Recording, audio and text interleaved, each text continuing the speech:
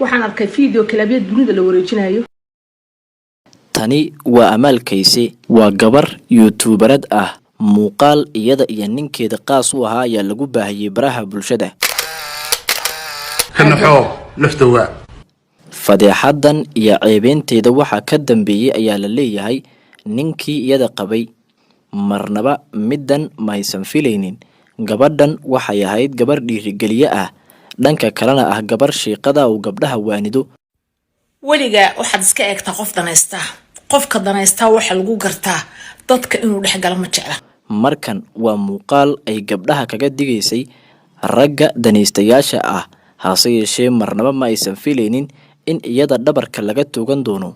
haddaba daawadayaal waa kuma shakhsiyaadka sida dhabta uga dambeeyo in gabadhan Soomaaliyeed ee wadaada ahaa la ceebeeyo. maxaa arrintan ka galay maama Malyuun? war nafsigiiba idinka soo baxay waxa cusub shara maxaa la yaabanaydeen Safiya Tusmo oo murjuq Amal Kayse ma aragteen. sidoo kale ma dhabba in arrintan loogu aarayo Safiya Tusmo? xogahaas iyo macluumaadkan ayaan barnaamijka kugula wadaagi doonaa. sidoo kale waxaan rabnaa inaan barnaamijkan ku difaacno gabadhan Soomaaliyeed ee niyadjabka loo geysanayo ee wadaada ah taas oo loo bartilmaameysanayo. maxaa diinta ugu faafinaysaa baraha bulshada?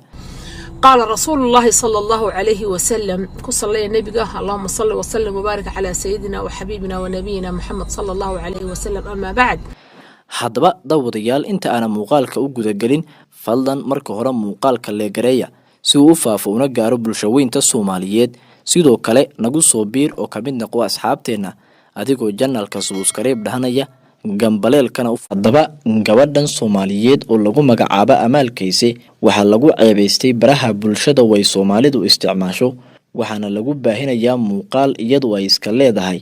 bal haddaba inta muuqaaladaas iyo dadka ka dambeeya ee faafinaya aan kula wadaagin ila daawo mar ay ka hadlayday sumcadeeda iyo sidoo kale shakhsiyadeeda.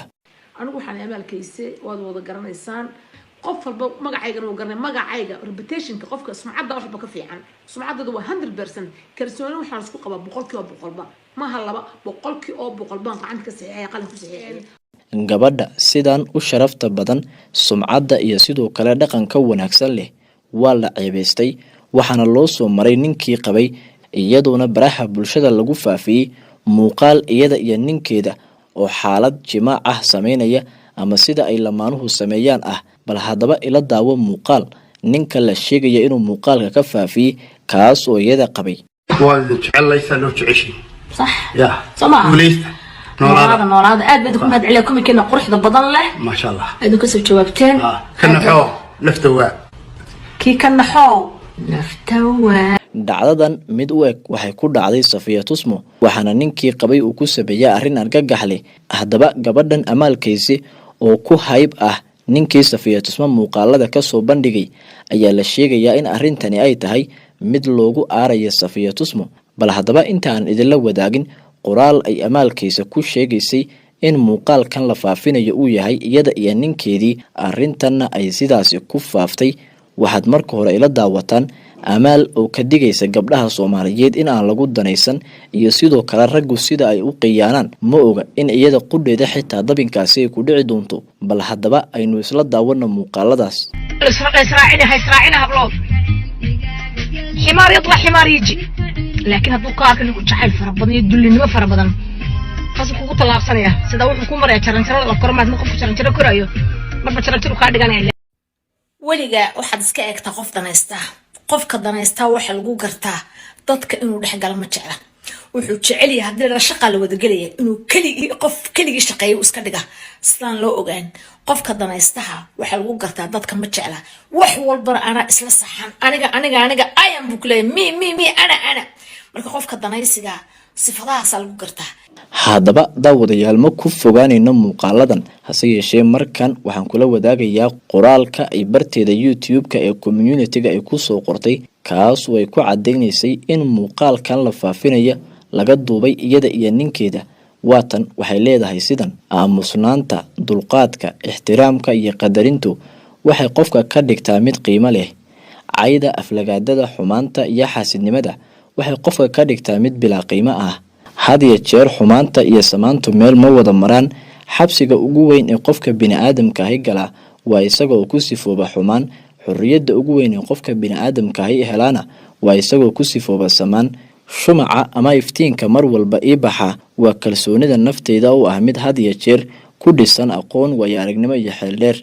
haddii xumaan laga dhigayo qof aad nolol wadaagteen oo ay isqabteen, fiidiyowga la wareejinayo waa xalaal, ninkayga buu ahaa. haddaba daawadayaal, markan waxaan kula wadaagayaa inta aanan kula wadaagin muuqaalo aan kusoo bandhigayno shakhsiyadda amaalkaysa iyo waxyaabihii ay baraha bulshada ku faafi jirtay maama malyuun oo si xun ugu jeesjeestay kuna tilmaamtay waxyaabo aflagaada ah.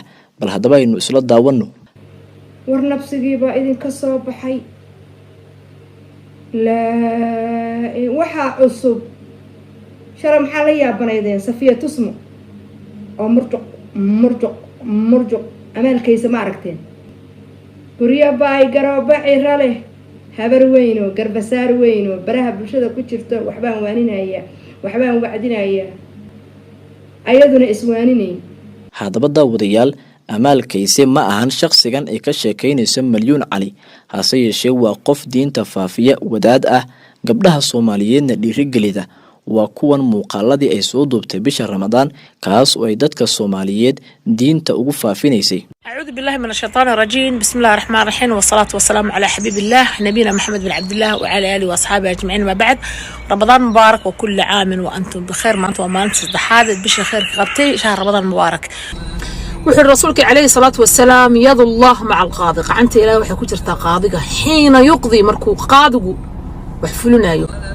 ويد الله مع القاسم حينما يقسم يمركو قفكو دارنا يو. حديث كاس هو حديث قيمة وين. قال الرسول صلى الله عليه وسلم يد الله مع القاضي حين يقضي ويد الله مع القاسم حين يقسم. شمع مبارك وكل عام وأنتم بخير. وحان إلهي ذكرتشيني إن الحديث كشريف كالنبي جيني صوبنا عليه الصلاة والسلام ويري لفهمه صدائيه. شمع مبارك وكل عام. isku soo wada duub fadeexaynta iyo ceebta loo geysanaya gabdhaha Soomaaliyeed, kuwaas oo ka imaanayso nimankii qabay ayaa baraha bulshada ku faafayso. xilligii hore waxaynu la dhibtoo jirnay gabdha yar oo la ceebeysanayo, hase yeeshee iminka waxaa bilaabatay in xitaa hooyooyinkeennii la ceebeysanayo. bal haddaba Soomaaliya aan ka digtoonaano, muuqaalka leegareeya si gabadhan aan u dhiirigelino. inta aan barnaamijkiisa kala kulmayno, sida iyo nabadgelyo. mahadsanidin.